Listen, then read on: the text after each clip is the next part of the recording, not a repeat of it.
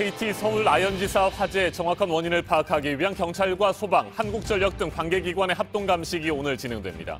국립과학수사연구원까지 참여하는 오늘 감식에서는 각종 장비를 동원해 정확한 발화 지점과 원인, 책임 소재 등을 가리게 됩니다. KT 측은 어젯밤 자정을 기준으로 휴대전화 등 무선통신은 70% 이상, 인터넷은 97% 이상 복구됐다고 밝혔습니다. 오늘까지 임시 복구는 마무리될 것으로 보이지만 불에 탄 설비를 모두 교체하기까지는 일주일 정도 시간이 더 걸릴 것으로 예상됩니다. KT는 이번 화재로 피해를 입은 유무선 가입 고객들에게 1개월 요금을 감면해주기로 했습니다. 1980년대 3천여 명의 사람들이 강제 노역을 하며 폭행 등에 시달린 형제복지원 사건에 대해 잘못된 판결을 바로잡아달라며 비상상고를 신청한 문무일 검찰총장이 내일 피해자들에게 직접 사과를 합니다. 이들이 농성을 벌이고 있는 국회 앞 인근에서 만날 것으로 보입니다. 역대 가장 많은 이의 신청이 나온 이번 수능의 정답이 오늘 오후에 발표됩니다. 복수 정답이나 정답 없음으로 처리될 문제가 있을지 관심이 모아지고 있는 가운데 올 수능에서 오류가 인정될 가능성은 낮은 것으로 전망되고 있습니다. 영국과 유럽연합이 영국의 EU 탈퇴, 브렉시트 관련 합의문에 공식 서명을 했습니다. 양측 의회의 비준 동의 절차가 이제 남았는데 통과가 된다면 내년 3월 말 영국은 EU를 떠나게 됩니다.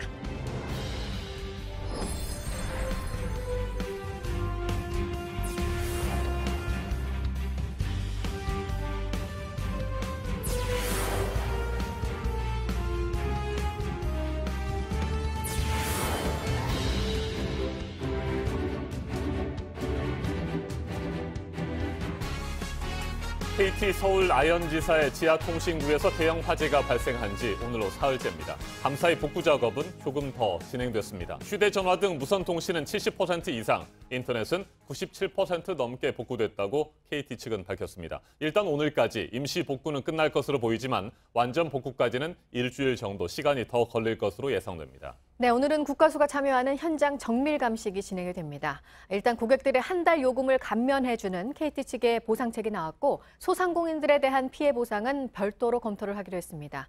문제가 생기면 서울 주요 지역의 일상을 마비시킬 정도의 중요한 설비가 있는 이런 곳이 어떻게 이렇게 화재에 대비하지 못하고 있었는지 비난의 목소리도 커지고 있습니다. 11월 26일 월요일 아침엔 이혜원 기자가 첫 소식으로 전해드리겠습니다. 경찰과 소방당국이 어제 1차 감식을 벌인 결과 KT 아현지사 건물의 지하통신구 150m 중 79m가량이 불에 탄 걸로 나타났습니다.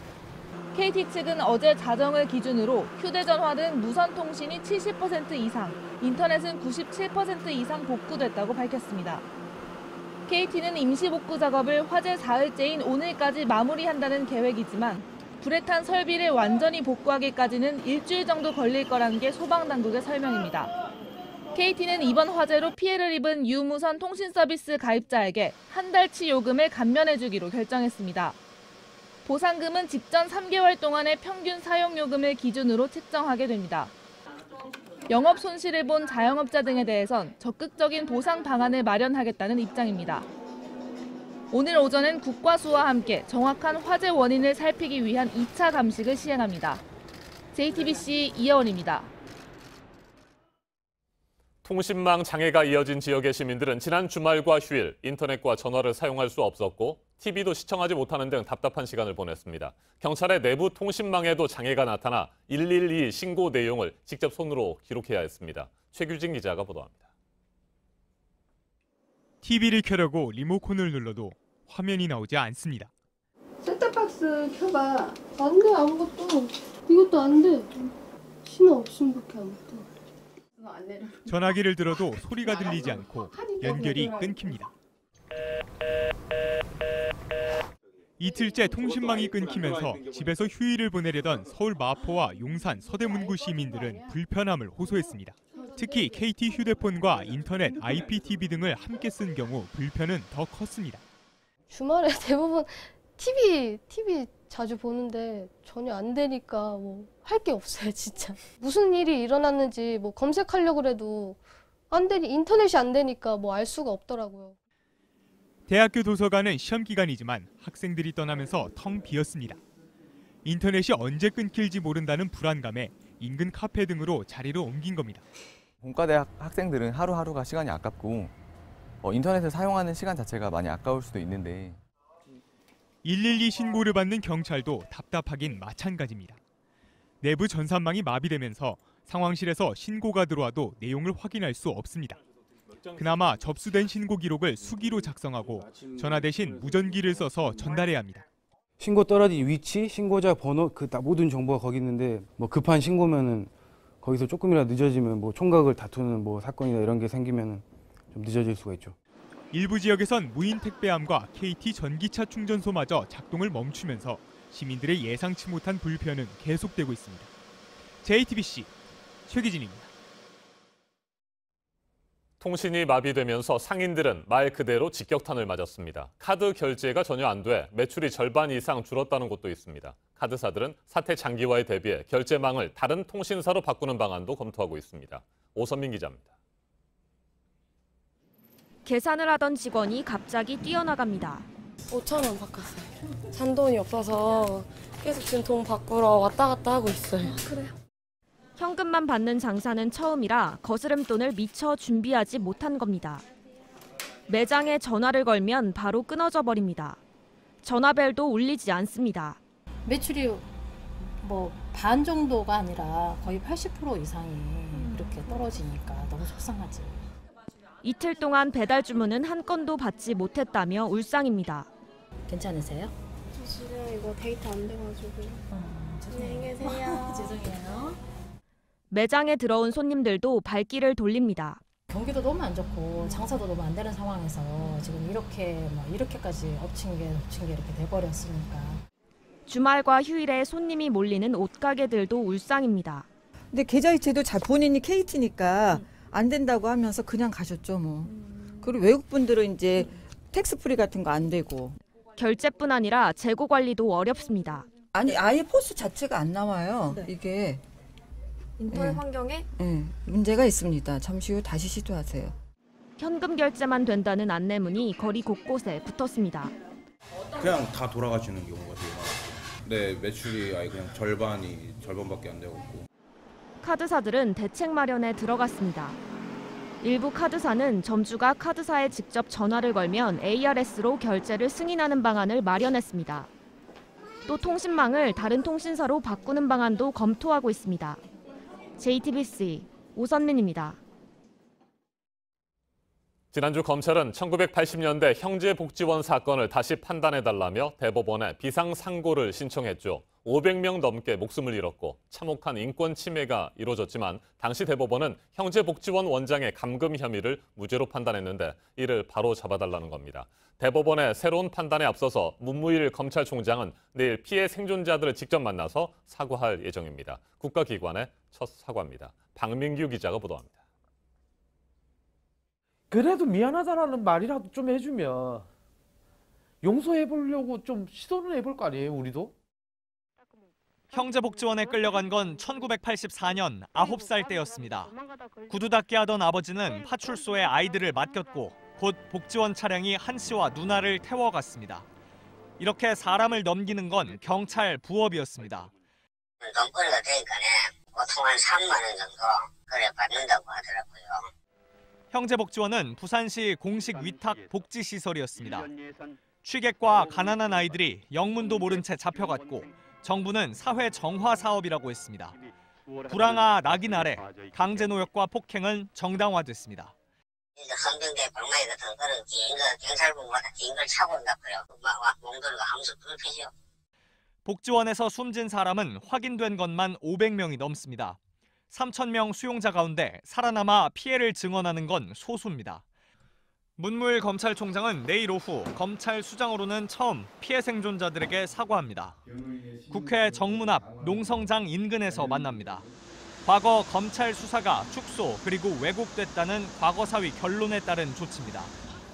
생존자들은 국가 차원 진상규명을 위해 국회에 과거사법 개정도 촉구하고 있습니다. 좋은 결과 그만 나올 것 같습니다. 조금 기다려주시죠. 12월 중에 본격적인 논의를 할 겁니다. 부산시 진상규명 착수에 이어 검찰총장 사과까지 앞둔 지금 생존자들은 어느 때보다 큰 기대를 품고 있습니다. 복지원 폐쇄 31년 만입니다. JTBC 박민규입니다. 솔직히 제가 추위가 덜하면 또 미세먼지입니다. 어제부터 날은 좀 풀렸는데 미세먼지 농도가 높아져서 오늘 전국 대부분 지역에서 나쁨 수준이 예상이 됩니다. 또 오늘 아침에는 가시거리가 몇십 미터에 불과할 정도로 안개가 짙게 낀 곳들도 많습니다. 이재승 기자입니다. 추위가 조금 풀리자 어김없이 미세먼지가 찾아왔습니다. 오늘 새벽 5시 기준으로 경기도의 초미세먼지 농도는 39 마이크로그램, 세종 47, 전북은 38 마이크로그램까지 치솟았습니다. 어제에 이어 오늘도 수도권과 강원 영서, 충북과 전북, 경북 지역에서 초미세먼지 농도가 나쁨 수준을 보이겠습니다. 미세먼지와 함께 서해안과 내륙에는 짙은 안개가 끼면서 가시거리도 크게 떨어졌습니다. 기상청은 오늘 새벽 5시 기준으로 경기 동두천의 가시거리는 50m, 강원도 철원은 70m, 전북 남원은 60m로 관측됐다고 밝혔습니다. 또 대전은 1km 안팎, 서울은 3km 안팎으로 측정됐습니다. 오전까지 안개가 짙게 끼는 곳이 많겠고 낮 동안에는 연무나 방무로 남아있는 곳도 있겠습니다. 미세먼지와 짙은 안개는 모두 대기의 움직임이 둔해졌기 때문입니다. 대기 정체 현상은 극지방 찬 공기의 경계선인 제트기류가 북쪽으로 올라가면서 빚어졌습니다. 이 때문에 겨울에 부는 북서 계절풍이 약해졌고 국내외에서 발생하는 오염물질이 국내에 머물면서 공기가 탁해졌습니다. JTBC 이재승입니다. 지난 2014년 러시아가 우크라이나에 속한 크림반도를 강제 병합한 이후 두 나라 간의 갈등이 이어지고 있는데요. 또 한 번 긴장감이 높아지고 있는 것이 러시아가 크림반도 인근 해역에서 우크라이나 선박에 사격을 하고 세척을 납포했습니다. 왜 이런 일이 벌어졌는지 두 나라는 서로 다른 주장을 하고 있습니다. 김성탁 특파원입니다. 흑해에서 아조프해로 통하는 케르치 해협의 다리 밑에 대형 선박이 배치돼 있습니다. 러시아가 우크라이나 선박들이 오가지 못하도록 막아놓은 겁니다. 아조프해는 러시아와 우크라이나 국경에 모두 접해 있는데 해당 지역에서 전투기와 헬기가 비행을 하기도 했습니다.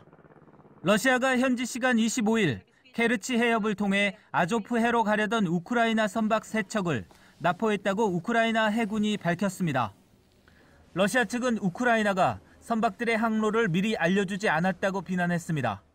무력 공격을 가하는 과정에서 선원 2명이 부상을 입었습니다. 우크라이나 정부는 군 수뇌부 등이 참석한 가운데 비상회의를 소집하고 대책을 논의 중입니다. 러시아가 2014년 우크라이나 크림반도를 병합한 이후 갈등이 지속되는 가운데 새로운 위기가 다시 고조되고 있습니다. 런던에서 JTBC 김성탁입니다. 이번에는 오늘 아침 체크해봐야 할 뉴스들을 분야별로 살펴보겠습니다. 먼저 정치 분야입니다. 뒤늦게 시작된 국회 내년도 예산안 심사가 지난 주말과 휴일에도 진행됐고 오늘부터 더욱 속도가 붙을 것으로 보입니다. 하지만 여야가 주요 쟁점 사업에 대한 의견차를 좁히지 못해 심사를 보류하거나 간사회의인 소소위원회로 판단을 넘겨버리는 예산이 속출하고 있습니다. 밀실 예산 심사와 변칙 심의가 될 것이라는 우려가 커지고 있습니다. 자유한국당이 다음 달 초 당원 당규 개정위원회를 출범시키고 한 달 동안 활동할 예정입니다. 위원회가 만든 당원 당규 개정안은 전국위원회 의결 등을 거쳐 최종 확정되는데 새 지도부 선출 전당대회를 위한 룰의 전쟁이 본격화될 것으로 보입니다. 청와대가 최근 풍산개 고미가 낳은 새끼들의 사진을 공개했습니다. 고미는 평양 남북 정상회담 당시에 김정은 북한 국무위원장이 문 대통령에게 선물한 풍산개 한 쌍 중 암컷으로 지난 9일 새끼 6마리를 낳았습니다. 국내 자동차 보험 업계가 보험료를 3%대로 올릴 예정인데 다음 달 말쯤 인상된 보험료가 적용될 것이라는 전망입니다. 일단 이렇게 올리고 내년 상반기 중에 2에서 3% 더 올릴 것이라는 얘기도 나옵니다. 추가 인상폭과 관련해서는 올겨울 폭설 피해가 어느 정도인지가 변수가 될 것으로 보입니다. 지역 간의 소득 분배 격차가 더 커지고 있습니다. 지역 소득이 수도권이 아닌 곳에서 수도권으로 유출되는 쏠림 현상이 더 심화되고 있다는 건데요. 역시 서울로 가장 많이 들어왔습니다. 가장 많이 빠져나간 곳은 충남, 이어서 경북, 울산, 충북 순이었습니다. 코레일이 접근성이 좋은 서울역에서 오늘 채용 박람회를 엽니다. 코레일 협력사를 포함해 중소기업 30곳이 참여를 하고 100여 명을 채용할 예정입니다. 전역 예정 장병을 대상으로 취업 멘토링을 해주는 열차 운행도 오늘 처음으로 시작됩니다. 계속해서 사회 분야 뉴스입니다. 어젯밤 11시 27분쯤 제주 서귀포시 서남서쪽 45km 해역에서 규모 2.1의 지진이 발생했습니다. 진원의 깊이는 12km로 피해는 없는 것으로 보입니다. 경찰이 광주 지역의 조직폭력배를 때리고 협박한 혐의로 인천 등 수도권에서 활동하고 있는 조직폭력배 12명에 대해 구속영장을 신청했습니다.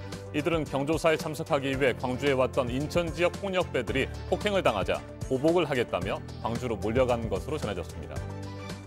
경남 고성군의 갯벌에서 낙지를 잡다가 실종된 50대 마을 이장이 숨진 채 발견됐습니다. 어제 새벽 60대 형과 함께 갯벌에서 낙지를 잡던 도중 실종됐는데 오후 4시가 넘어서 사고 지점에서 100m 떨어진 인근 해상에서 발견됐습니다. 경찰이 정확한 사고 경위를 조사하고 있습니다. 겨울철새가 얼마나 이동을 해서 어떻게 분포하고 있는지 조사를 담당하고 있는 국립생물자원관이 현재 겨울철새 164종 75만 9천여 마리가 도래한 걸 확인했다고 밝혔습니다. 지난해 이맘때와 비교를 해보면 1.25배 정도 늘어났고요. 지난달과 비교해보면 그때는 중부지방에 집중됐었는데 지금은 남부지방까지 고르게 분포하고 있다고 설명했습니다. 올해 18살의 피아니스트 이혁 군이 일본 하마마스 국제피아노 콩쿠르에서 3위를 차지했습니다. 지난 2012년에는 모스크바 쇼팽 청소년 피아노 콩쿠르 역대 최연소 우승을 했었고 2016년에는 폴란드 파데레프스키 콩쿠르에서 우승을 했었습니다. 걸그룹 블랙핑크의 뚜두뚜두 뮤직비디오 유튜브 조회수가 발표 5개월여 만에 5억 건을 넘어섰습니다. K-팝 그룹 최단 시간 기록이라고 합니다. 블랙핑크는 내년 1월부터 첫 월드 투어에 나설 계획입니다.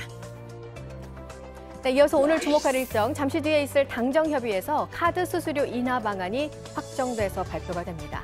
앞서 이해찬 민주당 대표는 연매출 10억 원 이하 가맹점은 다른 세제까지 감안해서 0%에 가깝게 합의가 됐다고 밝힌 바 있습니다. 새로운 카드 수수료 체계는 내년 1월부터 적용이 될 것으로 보입니다. 서울 충정로 KT지사에서 난 화재에 대해 어제 1차 감식을 통해서는 화재의 규모를 파악을 했고요. 오늘은 국가수까지 참여를 하는 현장 정밀 감식이 진행이 됩니다. 화재 원인을 규명할 계획입니다. 조양호 한진그룹 회장, 오늘 첫 재판이 있습니다. 수백억 원대 회사 돈을 가로채고 1,000억 원대 부당 이득을 챙긴 혐의를 받고 있는데요. 오늘 정식 재판은 아니고 재판의 쟁점 등을 정리하는 공판 준비 기일이 열립니다. 지금까지 분야별로 오늘 눈여겨봐야 할 뉴스들 체크해드렸습니다. 이어서 날씨 정보 알려드립니다. 이번 주 시작도 공기 상황이 좋지 않습니다. 현재 출근길 전국 대부분 지역에서 초미세먼지 농도가 무척 높게 나타나고 있습니다. 전북지방에는 초미세먼지 주의보도 내려지는 등 오늘 수도권과 충북, 또 전북과 경북지방에서 동일 나쁨 단계 예상되고요. 충남과 울산에서는 특히 오전 중 하늘이 흐리겠습니다. 날은 꽤 포근합니다. 평균 이맘때 수준 웃돌면서 아직 겨울맞이 걱정은 안 하셔도 괜찮겠습니다. 모레부터는 기온이 조금 내려가겠지만 평년 수준으로 큰 추위 없겠고요. 다만 일교차가 커서 옷차림은 잘 하셔야겠습니다. 현재 미세먼지 때문에 하늘이 흐린 데다가 곳곳 아침 안개까지 짙게 드리워져 있습니다. 가시거리 100m 안팎까지 짧아진 곳들이 많아서 안전운전 하셔야겠습니다. 한편 제주도는 약한 기압골의 영향으로 오후 한때 비가 조금 내리겠습니다. 강수량은 5mm 안팎으로 예상됩니다. 낮 동안 어제보다 더 포근합니다. 서울이 13도, 대전과 대구 14도 되겠고요. 광주는 16도까지 오르겠습니다. 북한 지역은 함흥이 최고 14도, 평양이 12도로 우리나라보다는 조금 낮겠습니다. 내일도 대기 정체로 먼지 농도가 높겠고 거기에 중국발 스모그까지 유입되면서 공기는 더욱 탁할 것으로 예상됩니다. 아침에 경기 북부와 강원 영서 북부에는 비나 눈이 조금 내리겠습니다. 기상정보였습니다.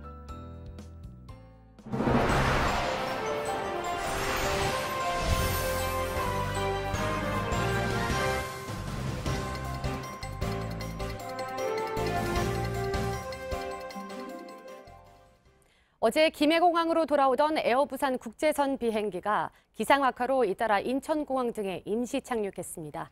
일부 비행기 승객들은 6시간에서 7시간 넘게 기내에서 꼼짝하지 못하고 대기해야 했는데요. 승객들은 오랜 대기에 쓰러진 사람까지 있었다고 말했습니다. 이수진 기자입니다. 캄보디아를 떠난 에어부산 항공기가 인천공항에 임시 착륙한 건 아침 8시쯤.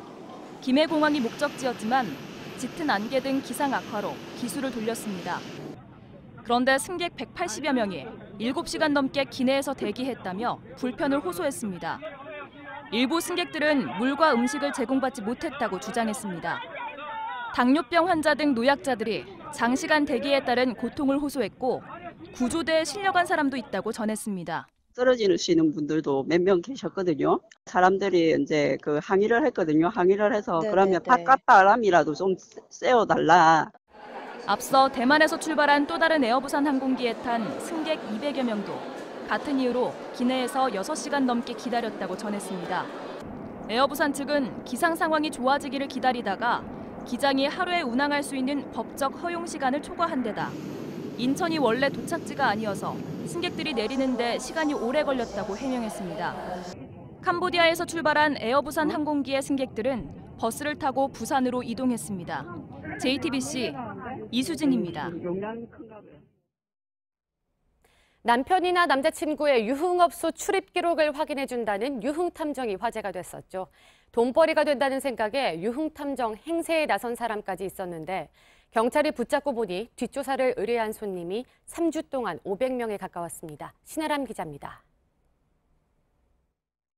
유흥탐정 행세를 하다 경찰에 붙잡힌 33살 정모 씨가 의뢰인에게 보낸 메시지입니다. 의뢰인이 요청한 휴대전화 번호가 어느 유흥업소에 저장돼 있는지 나와 있습니다. 정 씨가 이용한 건 유흥업소 종사자들이 단속을 피하려고 은밀히 만든 업소 출입 확인용 앱이었습니다. 마사지 업소에서 일하던 정 씨는 돈벌이를 찾다가 유흥탐정을 떠올렸다고 합니다. 여성들이 모인 인터넷 카페에 한 건당 3만 원에서 5만 원만 내면 상대방의 불법 성매매 여부를 알려주겠다고 홍보한 것으로 조사됐습니다. 의뢰인을 끌어모으려 도청을 해주겠다는 약속도 했습니다. 남자친구나 남편이 업소에 드나드는 게 아닌가 의심하던 여성 500여 명이 뒷조사를 의뢰했고 정 씨는 2, 3주 새 2,300만 원 가까이 벌어들였습니다. 추적을 피하려고 나중엔 문화상품권으로 거래했는데 관련 수사를 하던 경찰의 꼬리를 잡혔습니다. 경찰은 정 씨를 정보통신망법 위반으로 불구속 입건하고 비슷한 범죄 사례를 추적 중입니다. JTBC 신아람입니다. 아파트 단지나 대학 캠퍼스 같은 곳에서 교통사고가 날 뻔한 아찔한 경험 한 번쯤 있으실 겁니다. 그런데 전체 교통사고 15.6%, 그러니까 6건 가운데 1건은 이렇게 도로가 아닌 곳에서 일어난 것으로 나타났습니다. 도로가 아니라 단속하기도 처벌하기도 어렵습니다. 류정화 기자입니다. 아파트 단지 안으로 들어서자 도로 양옆에 차량이 빽빽이 차 있습니다. 교차로 지점에 서 있는 트럭 앞으로 자전거를 탄 아이가 갑자기 달려와 부딪힙니다. 또 다른 아파트 단지 안 도로. 횡단보도를 건너던 70대 여성이 좌회전한 차량을 보지 못하고 그대로 부딪힌 뒤 쓰러집니다. 이렇게 아파트 단지나 주차장, 대학 캠퍼스 등에선 차와 사람 사이의 교통사고가 자주 일어납니다. 단지 안에서는 차들이 굉장히 쌩쌩 달리거든요. 그래서 유모차 다니거나 아니면 아이들이 단지 안에서 뛰어다니는데 위험하다고 생각된 적이 되게 많았어요. 신호도, 횡단보도도 있지만 형식적인 표시일 뿐 도로교통법상 도로가 아니기 때문에 관련 단속과 처벌이 어렵습니다. 사실 사고가 났을 때 정확한 법적 책임을 물기는 어려운 상태입니다. 도로가 아닌 곳에서 일어나는 사고는 지난 3년간 전체 교통사고의 15.6%, 78만 건에 달합니다. 일반 도로 사고에 비해서도 빠르게 늘어나는 추세입니다. 횡단보도나 보도를 좀 더 설치할 필요가 있고요. 다른 차량이나 보행자를 볼 수 있게 불법 주정차 차량들을 주요 지점에 못하게 하는. 특히 도로가 아닌 곳에선 음주나 무면허 사고도 많아 관련 규정이 필요해 보입니다. JTBC 유정희입니다. KT 아현지사의 화재는 지하통신구가 사실상 재난의 무방비 상태라는 점을 드러냈습니다. 사회가 마비될 수 있을 정도의 중요한 장비가 집중돼 있는데도 방제 시스템과 관리, 화재 이후의 대응까지 모두 부실했습니다. 정재우 기자의 보도 먼저 보시고 전문가와 함께 문제점들 자세하게 짚어보겠습니다. 화재가 난 KT 건물 지하 통신구는 무선 회로 16만 8천 개와 광케이블 220묶음이 설치된 주요 거점입니다. 서울 서대문, 중구, 마포 일대를 연결하는 역할을 하고 있습니다. 핵심 통신시설이지만 소화기만 비치돼 있었습니다. 화재 진압이 어려운 지하인데도 스프링클러나 화재 경보기는 설치돼 있지 않았습니다. 길이 500m가 넘는 지하구, 수도, 전기, 가스 등이 집중된 공동 지하구에는 스프링클러나 화재 경보기를 설치해야 합니다. 그러나 불이 난 통신구는 500m 미만이어서 설치 대상에서 빠져 있었습니다. 법은 현실을 반영하지 않은 채 예전 법을 그냥 그대로 준수하다 보니까 소방차가 도착되기 전에 그 자동으로 소화할 수 있는 그런 시스템을 갖추는 것이 필요할 것 같아요. 재난에 대비한 통신사들 간 협조 체제 미흡도 도마 위에 올랐습니다. KT가 이런 문제 생기면은 SKT, LGU 플러스도 이 부분에 같이 그래서 빨리 우회해서 이렇게 접속시켜 준다든지 이런 능력이 평소에 좀 마련돼 있어야지.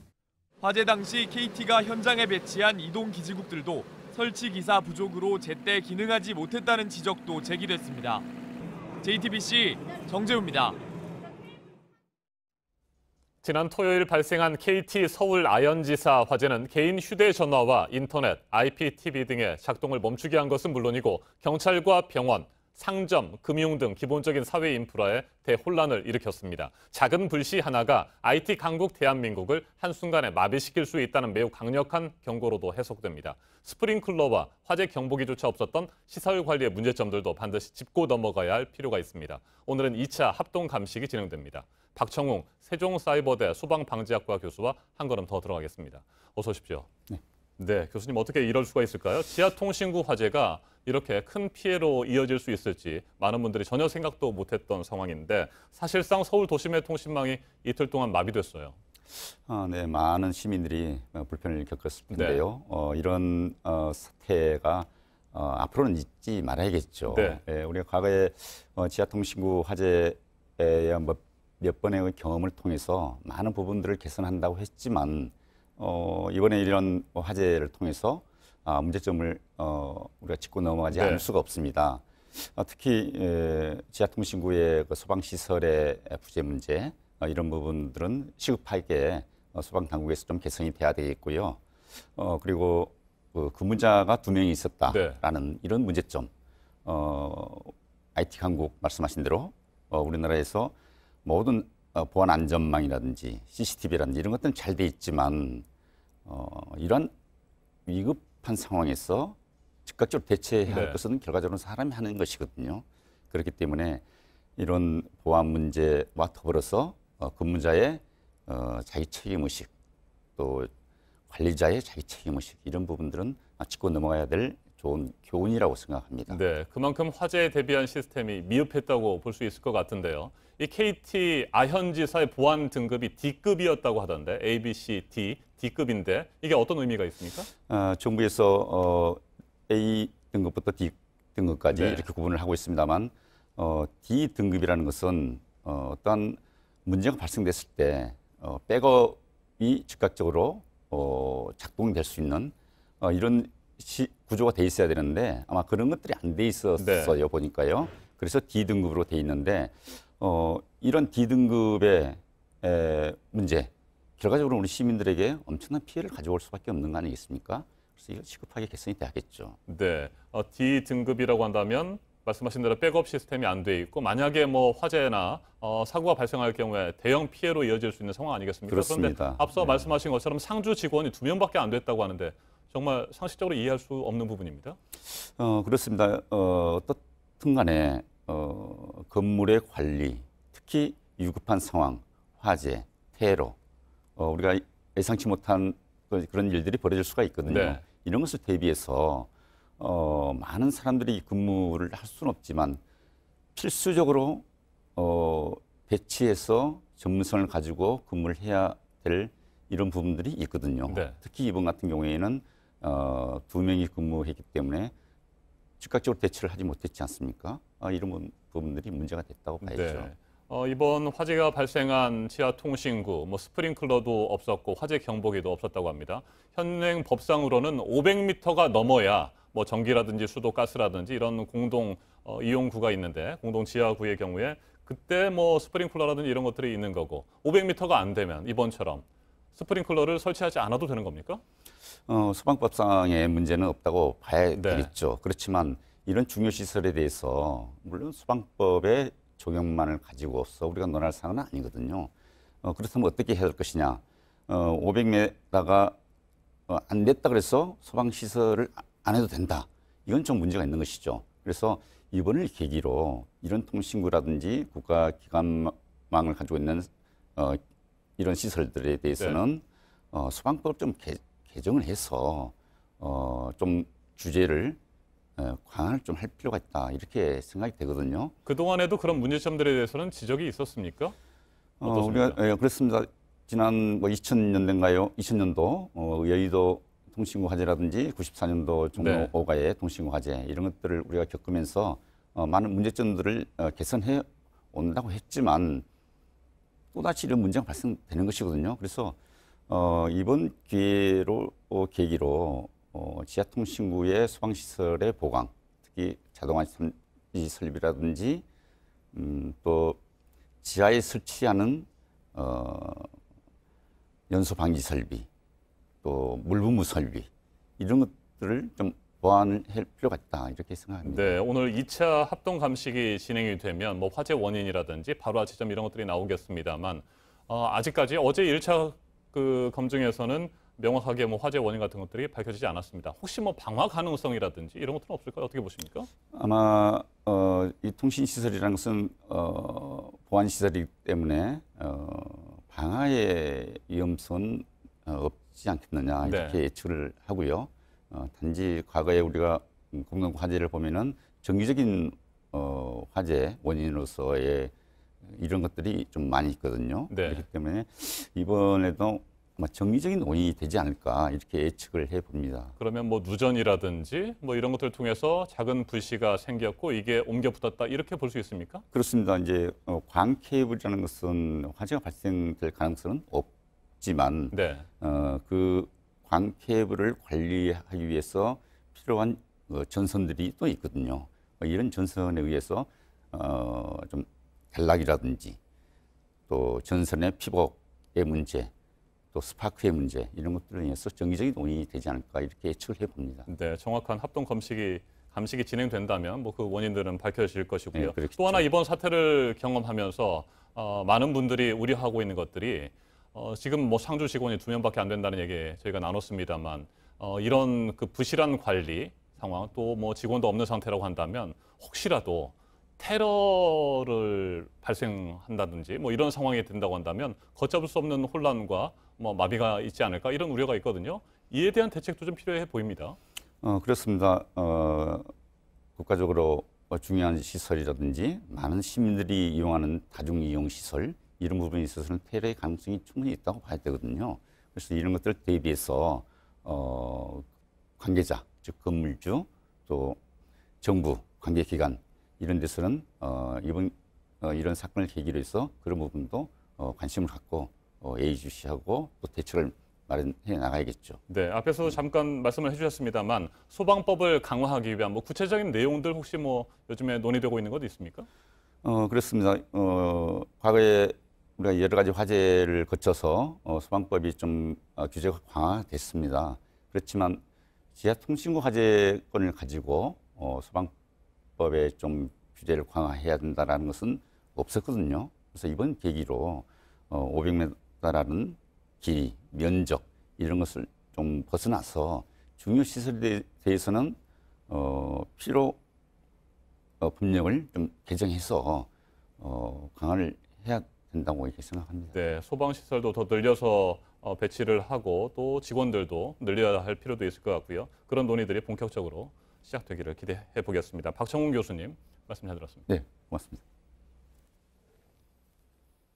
명문 사학으로 꼽히는 서울 휘문고등학교 재단이 보유 건물의 세입자들과 100억 원대 분쟁을 벌이고 있습니다. 재단이 임대업체를 통해 세입자들과 계약을 했는데 해당 업체 대표가 보증금 130억 원을 탕진했기 때문입니다. 재단 측은 자신들도 사기를 당했다고 주장하지만 JTBC 취재 결과 업체 대표가 재단 이사장과 개인적인 거래를 했다는 의혹도 제기되고 있습니다.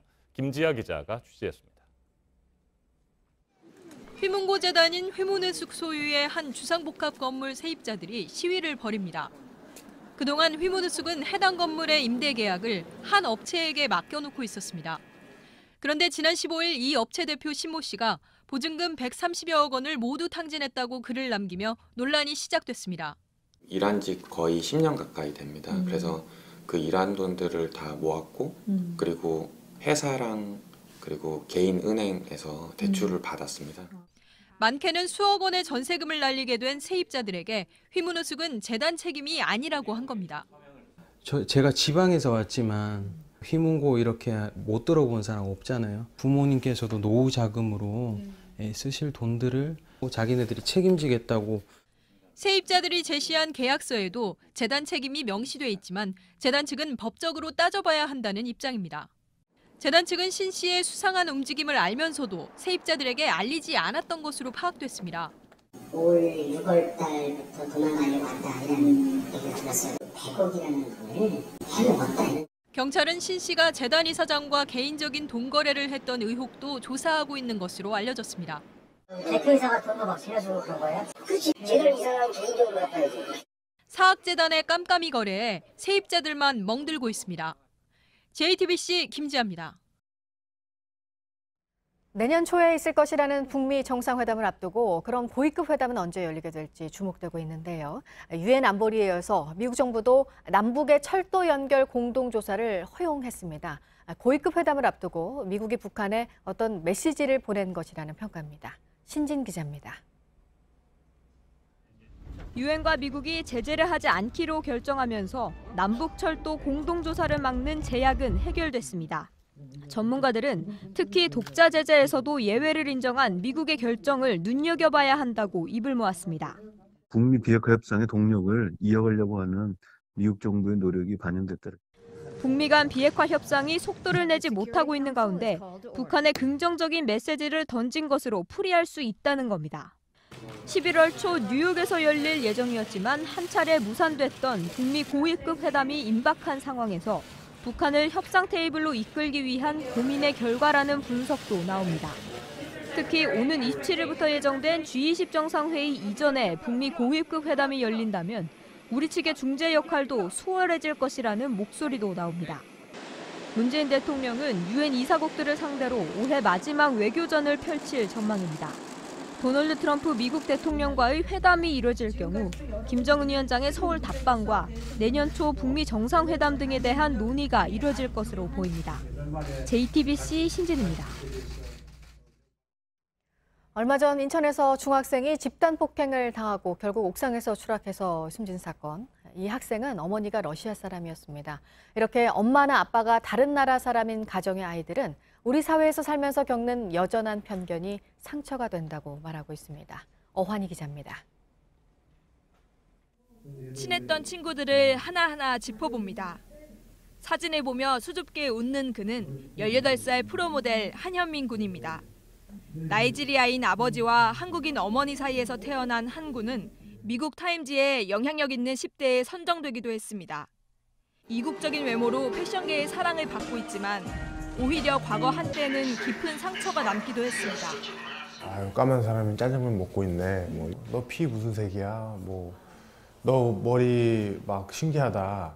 친구 엄마가 와서 저네랑 놀지 마 하고 데려가기도 하고. 동네를 떠나 수학여행에서 느낀 외부인들의 시선은 더 힘들었습니다. 그런 시선들이 되게 좀 부끄러웠어요. 나는 여기서 태어났고 다 똑같이 남들과 똑같이 살았는데 나는 왜 이런 놀림을 받아야 되지? 20년 동안 한국에서 지낸 러시아 출신 마스로바 이나 씨는 최근 초등학생 딸의 말을 듣고 놀랐습니다.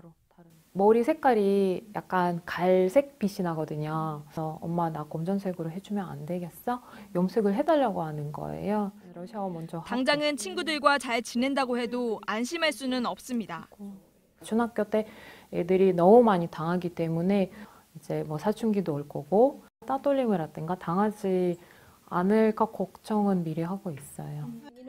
한국에 출생아 20명 중 1명은 다문화 가정에서 태어납니다. 하지만 성장 과정에서 시선의 상처를 받지 않는 경우는 드뭅니다.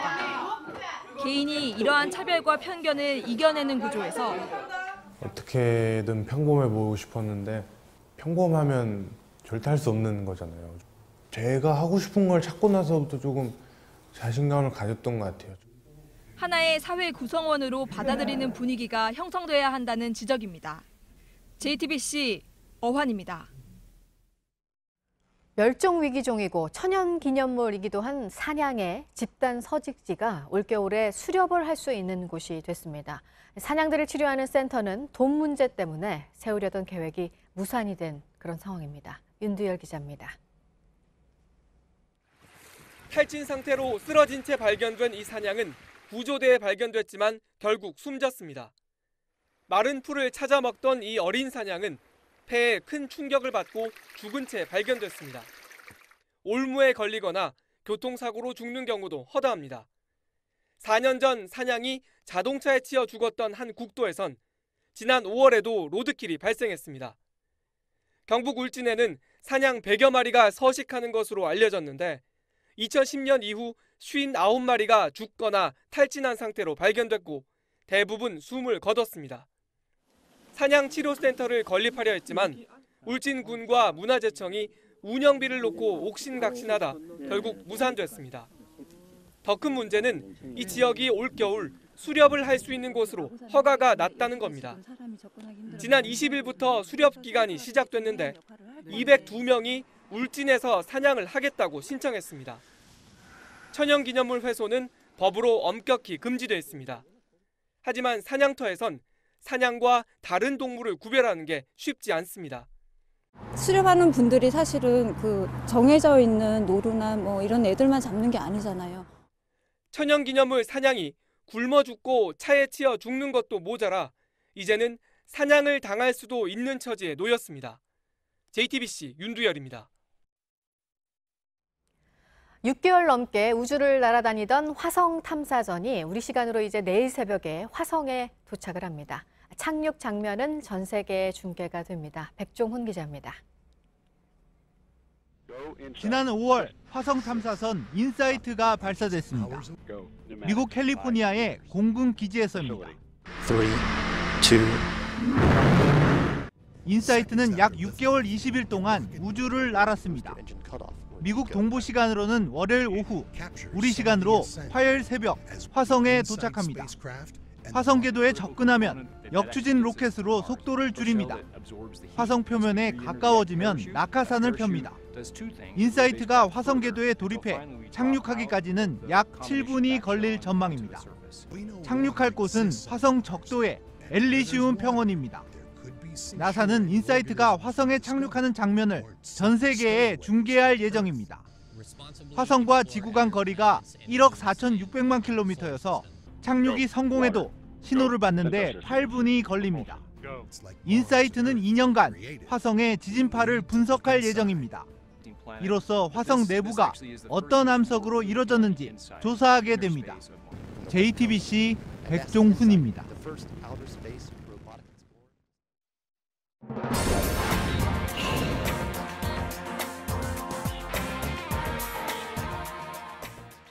네, 오늘 아침에 새로 들어온 소식 보겠습니다. 미국 캘리포니아주의 대형 산불 소식 얼마 전까지 이 피해가 얼마나 어마어마한지 전해드렸었습니다. 완전히 이제 불이 꺼졌다는 소식입니다. 보도국 연결해서 알아보겠습니다. 안태훈 기자, 이 산불이 진화되는데 17일이 걸린 거죠? 네, 그렇습니다. 현재 시간으로 지난 8일에 처음 불이 났으니까요. 정확하게 17일 만입니다. 현재 언론들은 미 캘리포니아 현지 시간으로 25일 완전히 진화됐다고 소방당국을 인용해 보도했습니다.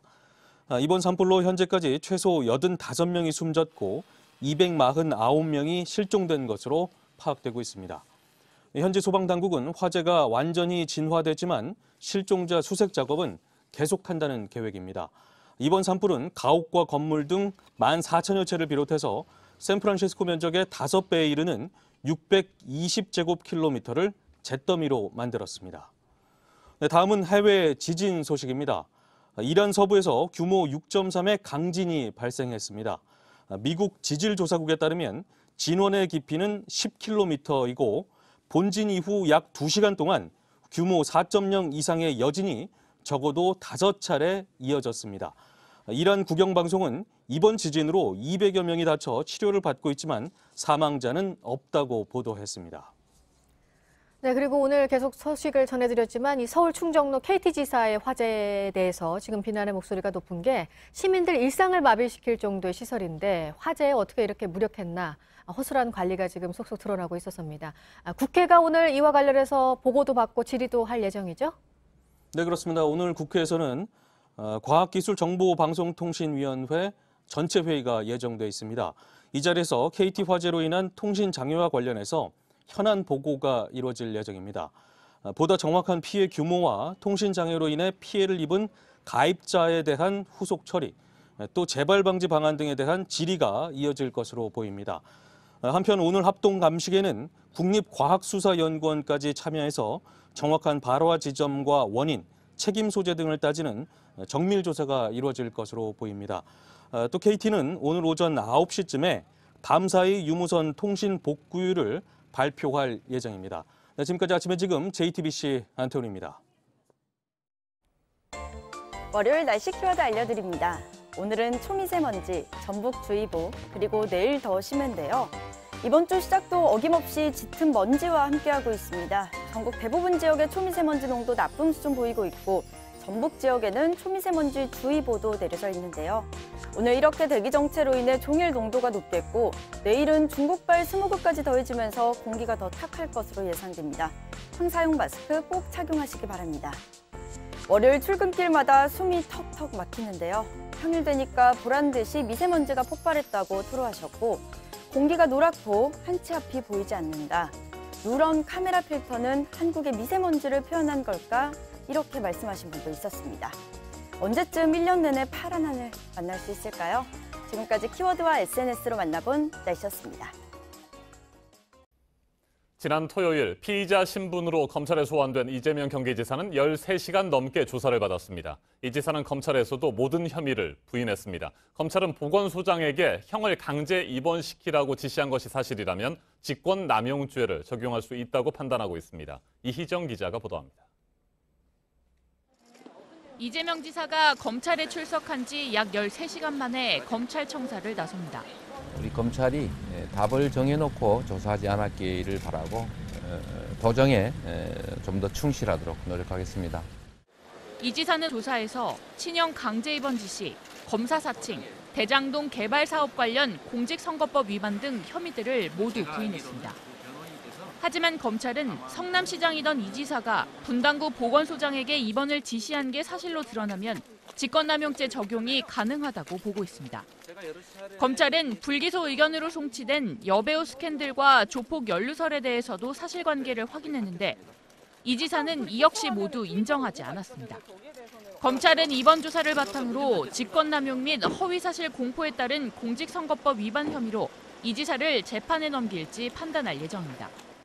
공직선거법상 선거사범 공소시효일은 선거일로부터 6개월 뒤인 다음 달 13일이지만 그 전에 기소 여부가 결정될 걸로 보입니다. JTBC 이희정입니다. 이재명 경기지사를 둘러싼 의혹들에 대한 검찰 수사가 본격화되고 있습니다. 이 지사는 모든 혐의를 전면 부인하고 있습니다. 주요 의혹들의 핵심 쟁점과 수사 방향에 관심이 모아지고 있습니다. 양지열 변호사와 자세하게 짚어보겠습니다. 안녕하십니까? 네, 안녕하세요. 네, 지난 토요일입니다. 이재명 경기지사가 검찰에 소환돼서 조사를 받았는데 네. 역시 가장 집중적으로 조사를 받은 부분은 친형 강제 입원 지시 의혹입니다. 그렇습니다. 2012년경에 이제 성남시와 굉장히 큰 갈등을 빚고 있었던 형의 강제 입원 시도인데 네. 그동안 새롭게 알려진 사실 중에 하나는 당시 성남시 보건소장에게 직권을 남용해서 입원을 강제적으로 하도록 해라라고 했고 또 그 부분에서 응하지 않았다는 이유로 이 전보 조치가 발령이 됐다, 비상적으로 인사 조치가 있었다라는 그런 주장까지 나왔거든요. 물론 이재명 지사 같은 건 부인하고 있지만 그 부분이 지금 현재 경찰에 수사하고 검찰에 넘겨진 부분 중에서 가장 중요한 어떻게 보면 핵심적인 쟁점이 될 것으로 보입니다. 네, 그런데 이번 당시에 친형 이재선 씨의 심리 상태가 비교적 정상이라는 평가 보고서가 있었다. 이런 네. 언론 보도도 나왔습니다. 이게 사실이라면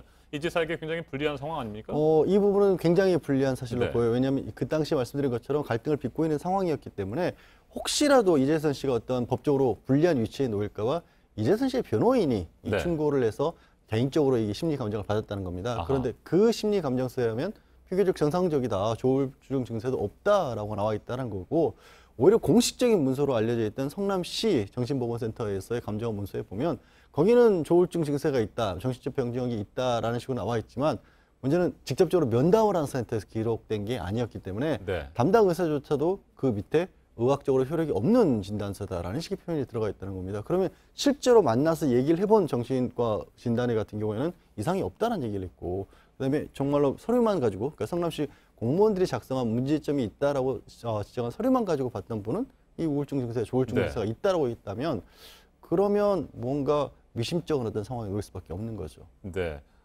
검찰은 직권 남용 혐의가 적용될 수 있다 이렇게 보는 것 같은데 네, 그렇습니다. 이재명 지사는 계속 부인하고 있습니다. 이재명 지사는 이 강제 입원 자체가 가족들에 의해서 이루어진 것이고 시장으로서 당시에 물의를 많이 일으켰던 사람이기 때문에 이 뭔가 강제 진단을 하려 시도하려다가 중단된 것이지 입원 자체를 시도한 것은 아니었다라고 검찰청에 소환 조사 들어가기 직전에 좀 이례적으로 길게 해명을 했죠. 네, 토요일 조사에서는 검사 사칭 문제도 있었고 또 공직선거법 위반 혐의도 있었잖아요. 예, 그렇습니다. 뭐 다른 혐의들도 꽤 있습니다. 일단 검사 사칭 같은 경우 이제 벌금형을 2002년도 경우에 검사를 사칭해서 벌금형을 받았다는 부분, 그 부분을 좀 축소했었고 또 이 선거를 치르는 과정에서 부동산과 관련된 자신의 실적, 성남시장으로 실적 같은 걸 좀 과장했다라는 부분이 공직선거법 위반 혐의로 기소 의견은 넘어간 부분이고 많이 문제가 됐던 것들 중에 하나가 이제 여배우 스캔들이라든가 또 특정 인터넷 사이트에 가입을 했다 이런 부분들, 조직폭력배와 관련됐다는 의혹 같은 것들은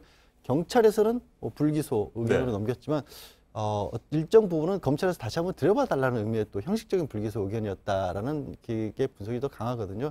아마 이런 부분에 대해서도 검찰에서는 일정 부분 확인을 좀 했던 것으로 알려졌습니다. 네, 여배우 스캔들, 조폭 연루설 뭐 이런 것들을 포함해서 여러 가지 혐의들이 있는데 말씀드린 것처럼 이재명 지사는 계속해서 부인을 하고 있고 이런 상황에서 법정에 서게 될 가능성은 어느 정도라고 보십니까? 지금 뭐 아까 말씀드린 그 직권남용과 같은 부분은 상당히 뭐 이재명 지사 입장에서 불리하고 어떻게 보면은 객관적인 증거 자료로 할 수 있는 부분들이 좀 나왔거든요. 이 부분도 그래서 기소가 불가피할 수도 있다라는 생각이 들고 있고요. 가장 또 세간의 관심을 많이 불러일으키는 부분은 뭐 이재명 지사 부인에 관한 것이지만 여기에 대해서는 사실 부인이 직접적으로 수사를 받고 있는데 문제는 현재 경찰의 수사에서 직접적으로 검찰에 기소를 하라고 넘긴 부분은 아니지만 이재명 지사도 어느 정도 관련이 있냐는 얘기까지도 끊임없이 나오고 있다 보니까 이 부분의 어떤 향방과 또 같이 봐야 될 것으로 보입니다. 네, 공직선거법 위반 혐의에 대한 공소시효 다음 달 13일이잖아요. 네, 공직선거법 같은 경우에는 선거가 끝나서 시간이 많이 흐른 이후에 당선자의 지위를 오가게 하면 어떻게 보면 법적 안정성이 너무 크게 잊혀지기 때문에 6개월의 짧은 공소시효를 두고 있습니다. 그래서 말씀드린 것 중에서 직권남용 말고 두 가지 것들은 공직선거법이 적용이 되기 때문에 1, 2주 내에 아마 기소 여부가 결정이 되지 않을까, 기소를 하지 않을까 싶습니다. 네, 이재명 경기지사가 지난 토요일에 검찰에 출석하기에 앞서서 페이스북에 글을 올렸는데 해경궁 김씨 사건을 언급하면서 문재인 대통령의 아들 준용 씨의 취업 특혜 의혹 다시 한번 제기를 했습니다. 이건 뭐 어떤 전략이라고 보십니까? 그러니까 이렇게 얘기를 한 거죠. 이 해경궁 김씨라고 알려진 사람이 트위터에 허위 사실을 유포했고 그게 부인 김혜경 씨가 아니냐라고 지금 경찰은 보고 있는 건데 만약에 그러면 김혜경 씨가 정말로 죄를 지었다고 한다면 이 SNS 트위터 계정을 이용한 사람이 김혜경 씨여야 되고 그 글을 쓴 사람도 김혜경 씨여야 되고 또 문준용 씨 취업 특혜가 허위 사실인데 그러니까 그런 일이 없었는데도 불구하고 이런 거짓말을 했다라는 것까지가 다 증명이 돼야 되지 않습니까? 그러면 이게 허위 사실이라는 거를 다시 한번 또 밝혀야 되지 않느냐. 그러니까 문준용 씨 취업 특혜 의혹에 대해서 조사를 해야 되는 게 아니냐라는 식으로 이재명 지사가 얘기했다는 건 아니고 김혜경 씨의 변호인이 그런 주장을 했다는 겁니다. 검찰 수사 과정에서. 근데 여기에 대해서 이 지사의 얘기는 뭐냐면 지금 문준용 씨에 관해서 이렇게 얘기를 다시금 꺼낼 수밖에 없는 구조를 만들어놨다. 그러니까 김혜경 씨를 고발한 사람들이. 그래서 우리가 이런 것들을 문제 제기한 게 아니라 법적으로 다툴 수 없게끔 만들어놔서 이건 어떤 정치적 의도가 있는 게 아니냐. 우리를 어떤 골경한 지경에 그러니까 문재인 대통령을 지지하는 분들 입장에서 봤었을 때는 있을 수 없는 일을 저지른 것처럼 만들어놔서 곤란에 빠뜨리려고 일부러 이런 일을 꾸민 것이다라는 취지의 주장을 한 겁니다. 네, 해경궁 김씨 사건도 지난주에 경찰의 수사 결과 발표가 있었고 검찰의 손으로 넘어갔습니다. 네, 검찰에서는 뭐 그동안의 정황 증거는 있지만 직접적인 증거가 없지 않느냐. 이게 이제 이재명 지사 측의 주장이었기 때문에 직접적인 증거를 찾는 데 주력하게 될까요? 그렇죠. 그리고 무엇보다 이제 그 특정을 하는 것이 중요합니다. 누군가를 형사처벌하려면 정말 그 사람이 해당 문제가 된 글을 썼느냐까지 밝혀져야 되거든요. 지금까지는 그 계정 주인이 과연 그 SNS 계정 주인이 누구였느냐를 가지고도 굉장히 시끄러웠지만 경찰에서는 그렇게 밝혔죠. 우리가 재판을 준비하는 과정에서 미리 밝혀서는 안 될 결정적인 부분들이 있다. 네. 그런데 아마 검찰에서는 그 부분까지 반영을 해서 기소를 할 것으로 보입니다. 그 부분을 검찰이 확인을 하겠죠. 알겠습니다. 여기까지 듣겠습니다. 양재열 변호사님, 잘 들었습니다. 고맙습니다. 미국 블랙 프라이데이 시즌이 시작되면서 오픈마켓을 통해 해외 직구를 계획하시는 분들 많습니다. 오픈마켓은 한 해 동안 거래되는 돈이 30조 원에 이를 정도로 하나의 소비 문화로 자리를 잡은 지 오래입니다. 그런데 여전히 피해 구제에 소극적이라는 불만이 끊이지 않고 있습니다. 이세누리 기자입니다. 같은 브랜드 롱패딩이지만 소매 길이가 다르고 박음질도 미세하게 차이 납니다. 지난해 12월 김모 씨는 오픈마켓을 통해 딸에게 줄 롱패딩을 샀습니다. 유명 브랜드인데다 가격도 고가라 의심 없이 구매했지만 올해 본사에 애프터 서비스를 맡겼다가 황당한 답을 들었습니다. 떨어진 단추 사이로 그 보온재가 빠져나오고 있어서 본사 측에다가 AS를 요청했는데 위조된 가품이라는 연락을 받았고요. 오픈마켓에 나와 있는 판매업자는 이미 연락 두절 상태. 법적으로 통신 판매 중개업자인 오픈마켓 측은 보상 의무가 없다는 입장을 고수했습니다. 해당 금액을 어떻게 다 처리를 좀 드리기 저희도 좀 어려운 입장이 있습니다, 고객님. 포인트로 5만 점까지 좀 적립하는 부분은 좀 어떠실까요? 오픈마켓과 소셜커머스 등 온라인 상거래 피해 건수는 올해 지난달까지만 9천 건에 육박하며 계속 늘어나는 추세입니다. 피해가 늘면서 공정거래위원회는 필요할 경우 오픈마켓에도 책임을 지우는 쪽으로 법 개정을 검토 중입니다. 통신 판매 중개자하고 통신 판매업자하고 나눠져 있는데 그 나눠져 있음으로 인해서 오히려 불합리한 게 나타날 수 있기 때문에 일부 브랜드는 짝퉁 상품에 대한 보상을 받을 수 있지만 협력업체에만 한정되기 때문에 꼭 확인해야 합니다. 피해가 발생하면 추가 피해를 막기 위해 공정위나 소비자원에 바로 신고하는 게 좋습니다. JTBC 이세누리입니다. 홀로 사시는 노인들은 늘 외로움에 시달리고 있습니다. 그래서 개와 고양이 등 반려동물을 많이 키우는데 이마저도 여의치 않은 경우가 있습니다. 그런데 작은 식물도 반려동물 못지않게 외로움을 달래는 효과가 있다고 합니다. 이른바 반려식물이죠. 이정엽 기자가 보도합니다. 홀로 사는 73살 조상현 씨는 틈날 때마다 베란다를 살핍니다. 올봄 들여온 작은 나무 백냥금을 애지중지 키우고 있습니다. 이름도 지어줬습니다. 때문에 의지를 많이 하고 있어요. 지금 바깥에 나갔다가도 궁금해서 빨리 와가지고. 83살 강순덕 할머니도 집에서 키우는 백냥금이 떨어져 지내는 자식처럼 애틋합니다. 거동이 불편한데도 물 주고 가꾸는 일을 게을리하지 않습니다. 밤낮 들여다보고 가고 막 문 열고 와서 아까도 들여다보고 또 가고 막. 서울시가 홀로 사는 65세 이상 노인 2,000명에게 백냥금을 나눠줬습니다. 백냥금은 관리가 쉽고 꽃과 열매도 맺어 키우는 사람들이 보람을 느끼기 좋습니다. 한 달에 한 번씩 원예 치료사들도 보내 잘 키우도록 도왔더니 이들의 일상에 의미 있는 변화가 생겼습니다. 우울감과 외로움이 크게 줄어든 겁니다.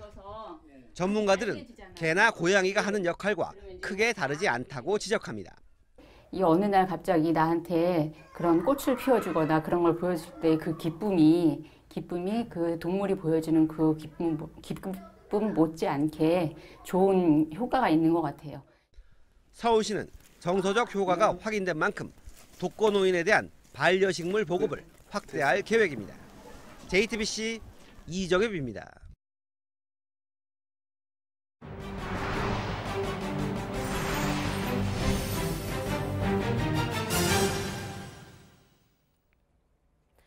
가을 정취가 깊어가는 요즘 고운 빛깔의 단풍잎을 책 속에 곱게 말리는 분도 계시고 잎사귀 작품을 만드는 분도 많죠. 일본 한 시골 마을에선 노인들이 나뭇잎 하나로 연간 1억 원 이상 수입을 올리고 있습니다. 즐겁게 일하는 덕분인지 이 마을은 평균 의료비도 매우 낮은 편이라고 합니다. 윤서령 특파원이 취재했습니다. 81살 미즈사와 할머니의 하루 일과는 집 근처에서 단풍잎을 모으는 것으로 시작됩니다. 색깔이 곱고 반듯한 단풍잎은 고급 음식점 등에서 장식용으로 쓰입니다. 그날그날의 주문량 등 유통 상황도 태블릿 PC로 능숙하게 확인합니다. 丁寧ないし、きれいし、軽いし、なので私は100歳まで現役で働きたい。 각 농가에서 수확한 잎사귀들은 이렇게 작은 상자에 담겨 우리 돈으로 약 3,000원에 출하되고 있습니다.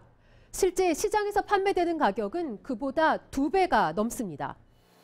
연수입이 1,000만 엔, 우리 돈으로 1억 원이 넘는 집도 있습니다.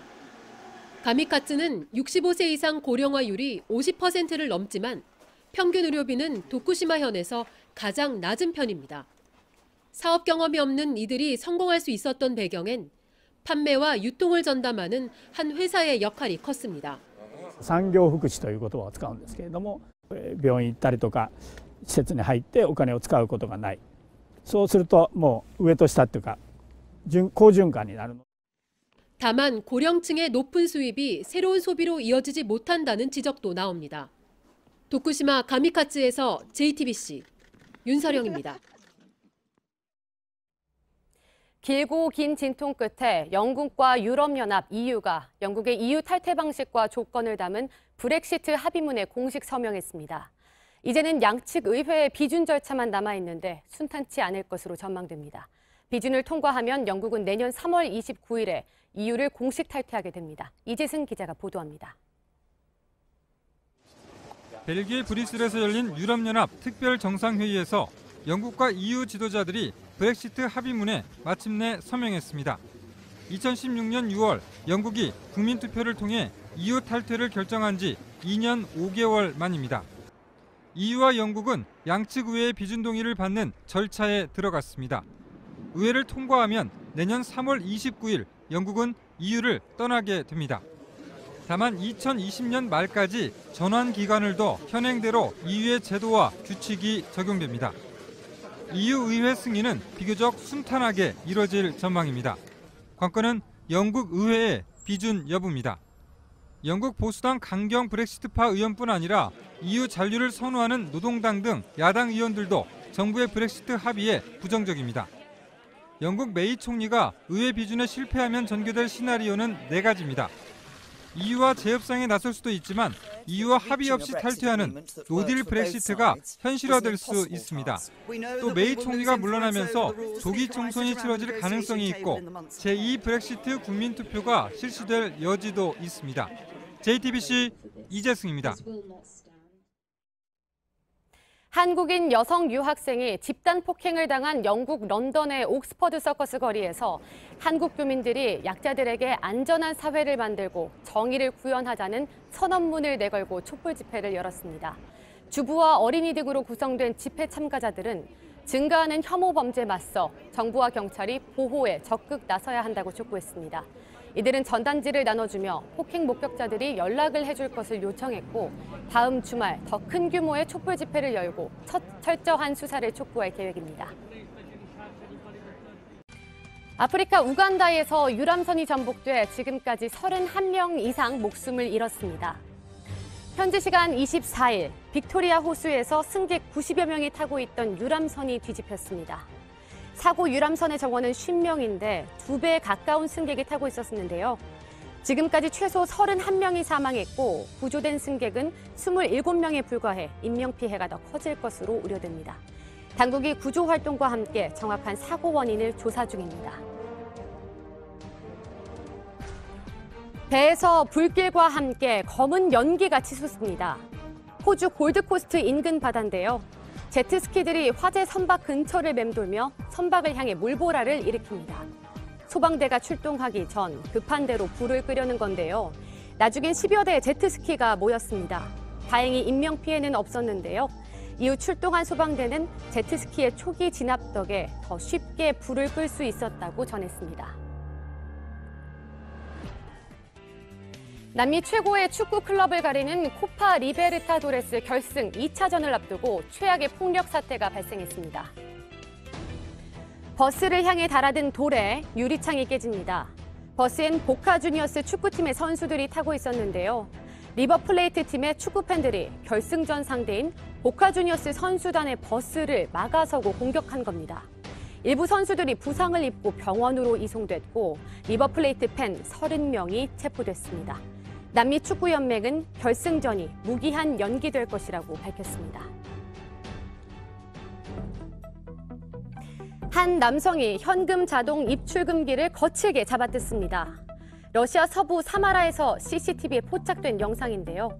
기계를 열고는 현금이 담긴 것으로 보이는 통을 뜯어내려 안간 힘을 씁니다. 간 큰 이 도둑, 온 힘을 다해 통을 잡아당겨 뜯어내더니 통째로 힘겹게 끌고 갑니다. 그런데 도둑이 애써 훔쳐간 건 진짜 돈이 아닌 위조 지폐였습니다. 현금 입출금기 안에 위조 지폐를 모아둔 통을 현금이 든 통으로 착각해 뜯어간 건데요. 결국 도둑은 가짜 돈을 훔친 혐의로 체포됐습니다.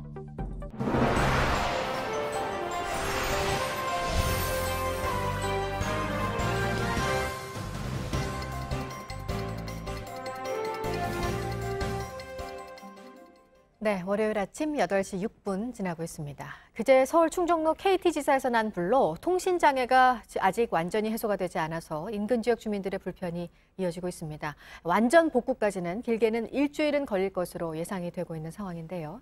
일상이 마비되는 것에 대해 어떤 보상이 이루어질지도 관심이죠. 일단 KT는 피해 고객들의 한 달치 요금을 감면하기로 했고요.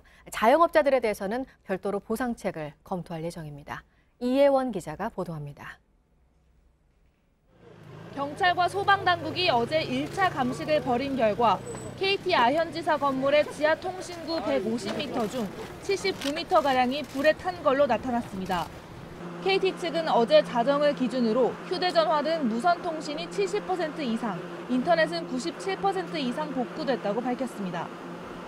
KT는 임시복구 작업을 화재 4일째인 오늘까지 마무리한다는 계획이지만 불에 탄 설비를 완전히 복구하기까지는 일주일 정도 걸릴 거라는 게 소방당국의 설명입니다.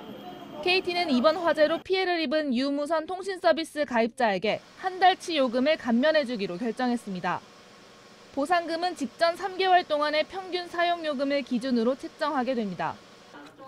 영업 손실을 본 자영업자 등에 대해선 적극적인 보상 방안을 마련하겠다는 입장입니다. 오늘 오전엔 국과수와 함께 정확한 화재 원인을 살피기 위한 2차 감식을 시행합니다. JTBC 이혜원입니다. 언어 영역이 특히 그랬고요. 역대급으로 어려웠다는 올해 수능의 정답이 오늘 오후에 이제 발표가 됩니다. 정답 없음이나 복수 정답 처리가 되는 문제가 과연 있을지 관심인데요. 이번 수능이 어려웠던 건 사실이지만 오류 인정은 없을 것이라는 게 입시업계의 전망입니다. 정재윤 기자입니다. 수능 출제기관인 한국교육과정평가원은 오늘 오후 5시 2019학년도 대학 수학능력시험 최종 정답을 홈페이지에 게재할 예정입니다. 수능 당일부터 19일 오후 6시까지 수험생의 이의 신청을 받은 결과 991건이 접수됐습니다. 지난해 치러진 2018학년도 수능 이의 신청 건수는 978건이었습니다. 이번 수능은 학생들 사이에서 역대급으로 난이도가 높았다는 평가가 나오는 가운데 이의 신청 건수도 역대 최고치를 기록한 겁니다. 영역별로는 사회탐구 문제에 대한 이의 제기가 583건으로 가장 많았고 국어는 150건, 수학은 118건으로 집계됐습니다. 사회탐구에선 지문에 나타난 사상가가 누구인지 추론한 뒤 이 사상가의 입장을 고르는 3번 문제에 400건 넘게 이의 제기가 몰렸습니다.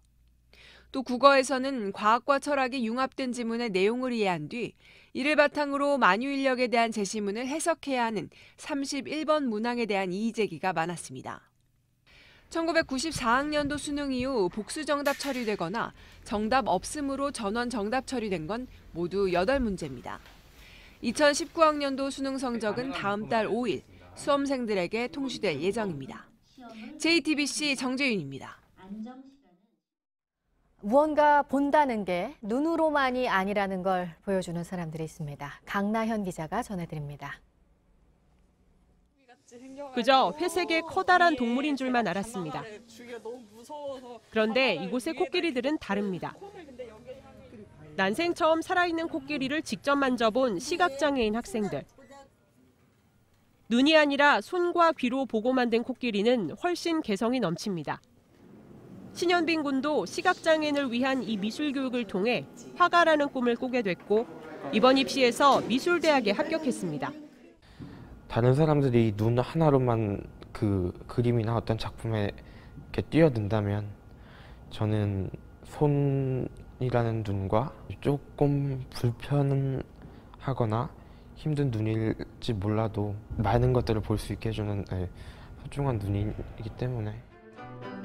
지휘자의 손짓에 따라 선율을 맞추는 오케스트라에서도 시각장애인과 협연이 가능해졌습니다. 지휘자의 움직임이 시각장애인의 몸에 착용한 센서에 진동 형태로 옮겨집니다. 눈이 보이지 않아도 비장애인과 함께 영화를 볼 수 있습니다. 휴대폰에 깔린 프로그램으로 영화 속 장면 해설이 그대로 전해집니다. 단순히 눈으로 보는 것이 아니라 영화의 그 환경, 소리와 그 주변의 관객들, 분위기까지 다 흡수하는 것이 영화를 보는 관람이라고 생각을 합니다. 또 다른 눈으로 보고 만나는 예술이 세상의 편견을 조금씩 허물고 있습니다. JTBC 강나현입니다.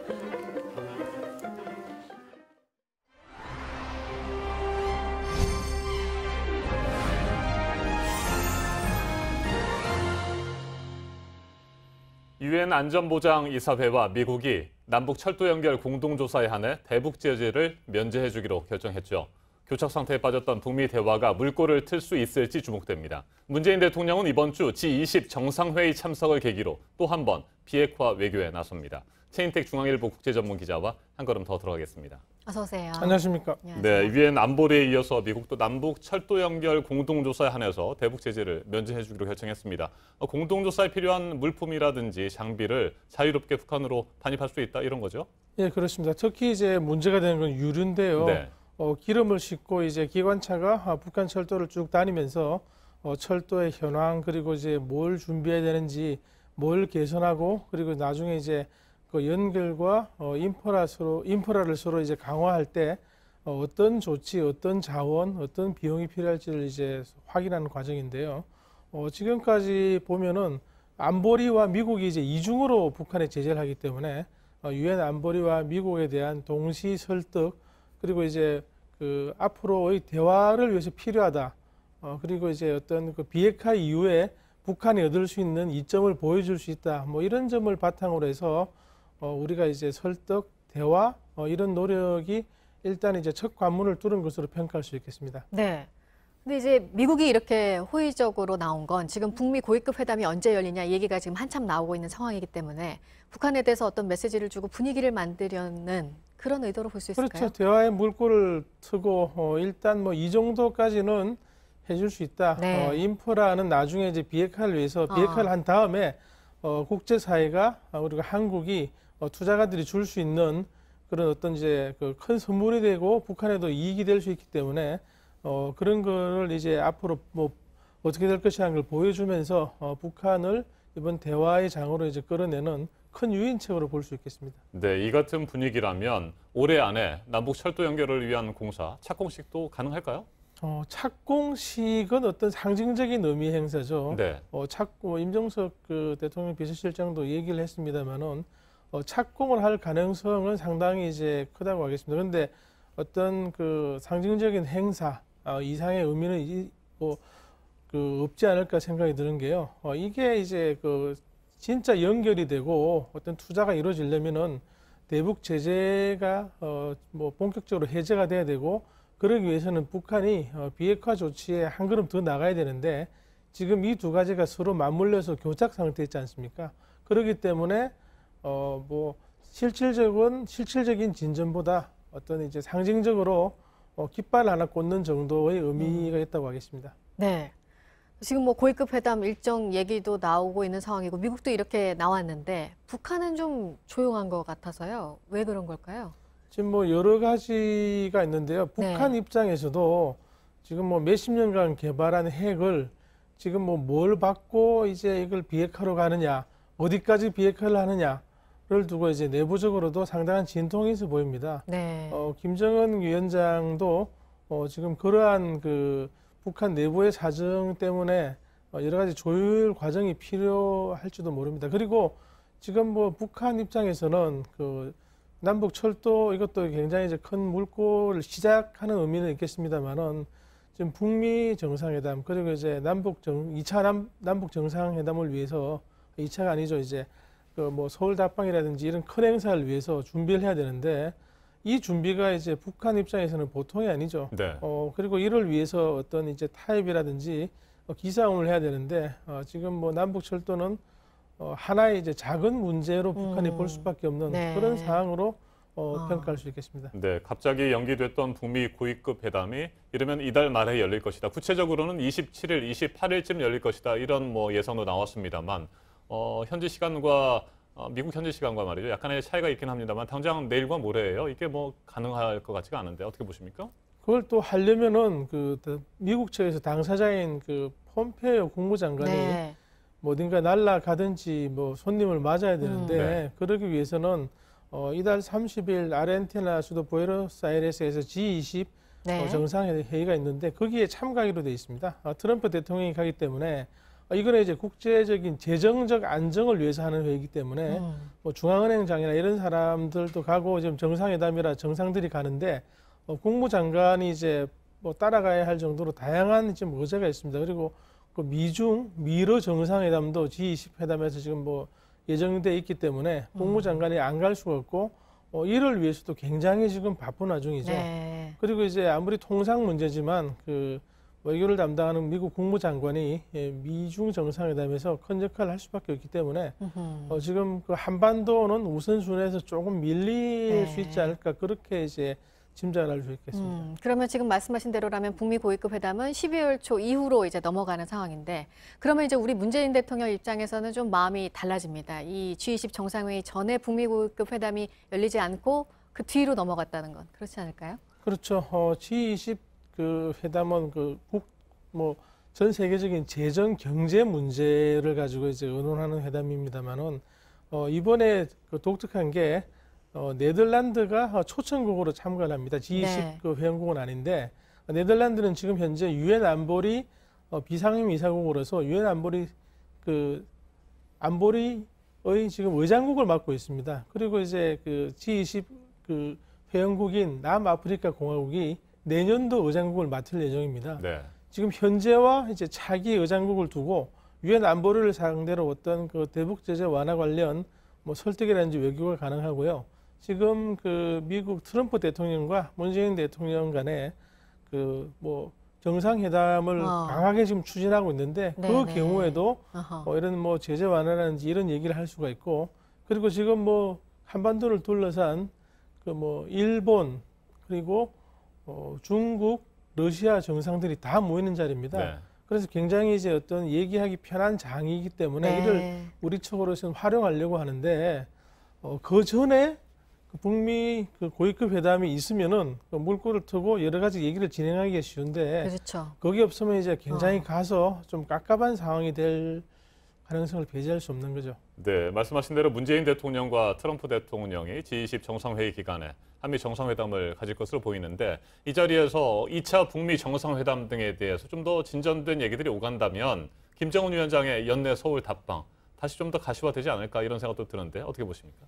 지금 뭐 청와대 강력한 희망이겠죠. 그러기 위해서는 여러 가지 이제 주변 정세를 좀 약간 뭐 정리를 해야 되는데 그 정리에 가장 큰 물꼬를 틀 수 있는 게 한미 정상회담에서 어떤 트럼프가 뭐 그런 쪽으로 이제 지지를 한다든지 아니면은 이해를 한다든지 뭐 다음에 원래 순서로 보면 이제 북미 정상회담을 하고 그 힘을 몰아서 남북 정상회담을 하면은 이제 큰 성과를 얻을 수가 있는데 그 어떤 뭐 다양한 스텝이라든지 순서 과정에 대해서 한미 간에 이제 보다 깊은 의견 교환 그리고 이제 서로 상호 이해가 이를 계기로 있었으면 이제 좋겠다고 이제 청와대는 많은 기대를 합니다. 그렇지만 과연 지금 미중 간의 무역 전쟁이 있는 상황에서 트럼프의 신경이 한반도까지 어디까지 올 것인가? 그게 이제 관건이겠죠. 알겠습니다. 여기까지 듣도록 하겠습니다. 최인택 중앙일보 국제전문기자였습니다. 고맙습니다. 대만에서 2020년 도쿄올림픽 때 차이니스 타이베이 대신 대만이란 이름으로 출전하자는 국민투표가 실시됐는데 부결됐습니다. 중국과 대립해온 대만 집권당은 지방선거에서 참패했습니다. 대만 유권자들은 중국과 대만 관계가 악화되는 것보다 안정되는 걸 원하는 것으로 분석이 되고 있습니다. 김준영 기자입니다. 2020년 도쿄올림픽을 포함한 국제 스포츠 행사에서 국호를 차이니스 타이베이가 아닌 대만으로 변경하자는 국민투표 안건은 결국 부결됐습니다. 전체 유권자의 25% 이상이 동의해야 하는데 찬성 투표율은 24.3%를 기록, 가결을 눈앞에 두고 넘지 못했습니다. 대만인들이 중국 꼬리표 떼기를 주저한 데엔 탈중국화를 강조한 차이잉원 정부에 대한 피로감과 불안감이 작용했다는 분석이 나옵니다. 실제 같은 날 치러진 지방선거에서 집권 민진당은 22개 현 시 중 6개 구역에서만 승리를 거둬 15개 지역을 얻은 야당 국민당에 크게 졌습니다.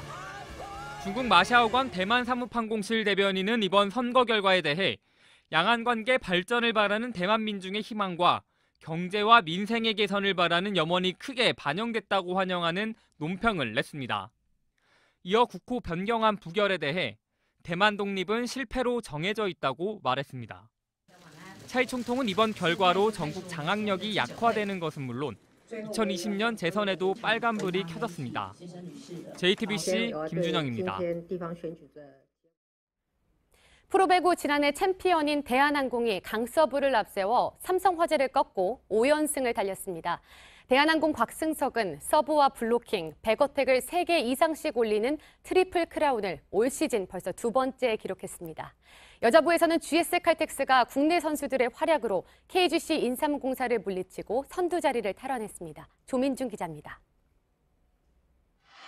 긴장이 흐르던 1세트. 대한항공의 강서부가 삼성 선수들을 흔듭니다. 삼각편대인 가스파리니와 정기석, 곽승석이 1세트에서만 서브 득점 2개씩을 올립니다. 반면 삼성화재는 서브 범실로 자멸했습니다. 1세트 범실 11개 가운데 8개가 서브 실수였습니다. 2세트에서도 대한항공의 강서부는 이어졌습니다.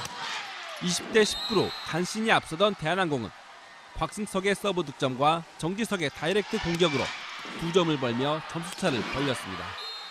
3세트에서도 곽승석은 원맨쇼를 펼쳤습니다. 9대 8로 앞선 상황에서 3연속 오픈 득점을 올린 데 이어 박철우의 백어택마저 가로막았습니다. 삼성화재에선 타이스가 21점을 얻으며 분전했으나 국내 선수들의 활약이 부족했습니다. 여자부에선 GS가 이소영, 강소희, 표승규 등 국내 선수들을 앞세워 KGC를 3대1로 꺾고 선두 자리를 탈환했습니다. KGC는 4연패에 빠졌습니다. JTBC 조민주입니다. 프로농구 KT가 2011년 11월 6연승 이후 7년 만에 5연승을 기록했습니다. KT는 어제 부산에서 열린 KCC와의 홈경기에서 3점슛 28개 중 13개를 성공시키는 활약을 보이며 91대 84로 이겨 단독 2위 자리를 유지했습니다. 창원에서는 선두 현대모비스가 LG를 90대 79로 꺾고 7연승을 달렸습니다. 프로농구 정규리그는 농구 월드컵 아시아 예선 경기로 인해 잠시 중단됐다가 다음 달 6일 재개됩니다. 신지혜 선수가 일본 여자 프로골프 제2LPGA 투어 사상 처음으로 한 시즌 메이저 대회에서 3차례 우승을 차지했습니다. 신지혜는 어제 일본 미야자키현 미야자키 컨트리 클럽에서 열린 제2LPGA 투어 챔피언십 리코컵 대회 마지막 날 라운드에서 4언더파 68타를 쳤습니다. 최종 합계 11언더파 277타의 성적을 낸 신지혜는 공동선두 베이경 선수와 연장전에 돌입, 연장 첫 홀에서 이겼습니다. 이로써 올해 일본에서 열린 4대 메이저 대회 가운데 지난 5월 살롱파스컵, 9월 코니카 미놀타컵 LPGA 챔피언십, 그리고 이번 대회까지 재패하며 메이저 3승을 달성했습니다.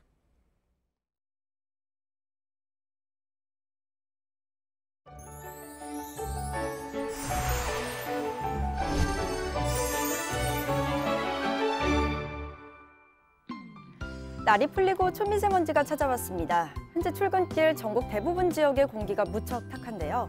전북지방에는 초미세먼지 주의보도 내려지는 등 오늘 수도권과 충북, 전북과 경북 지방에서 종일 나쁨 단계 예상되고 충남과 울산에서는 특히 오전 중 하늘이 흐리겠습니다. 날은 꽤 포근합니다. 평균 이맘때 수준 웃돌면서 이번 주 겨울맞이 걱정은 안 하셔도 괜찮겠습니다. 모레부터는 기온이 조금 내려가겠지만 평년 수준으로 큰 추위 없겠고요. 다만 일교차가 커서 옷차림은 잘 하셔야겠습니다.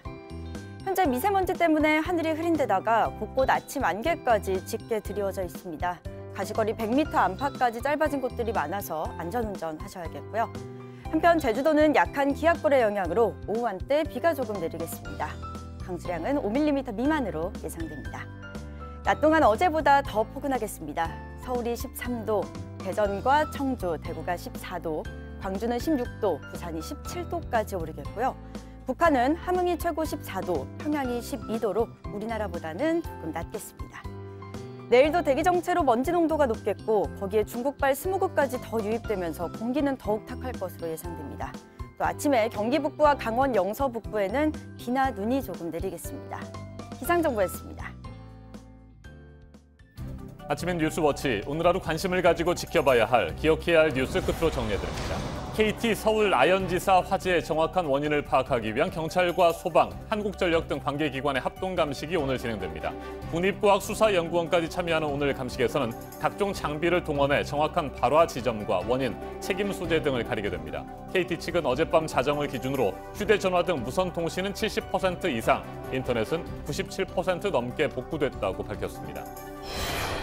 올해 수능 정답이 오늘 오후 5시쯤 발표됩니다. 이 신청이 1000건에 가깝게 역대 가장 많이 나온 가운데 올해는 출제 오류가 나올지 관심입니다.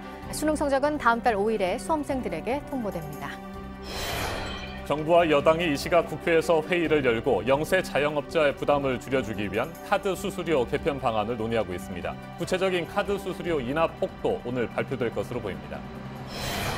조양호 한진그룹 회장의 270억 원대 횡령, 배임 혐의 등에 대한 재판이 오늘 시작됩니다. 혐의별로 쟁점을 정리하는 공판 준비 기일이 오늘 오전에 열립니다. 오늘 전해드릴 소식은 여기까지입니다. 이상으로 JTBC 뉴스 아침엔 월요일 순서 모두 마치겠습니다. 건강한 하루 보내시기 바랍니다. 고맙습니다.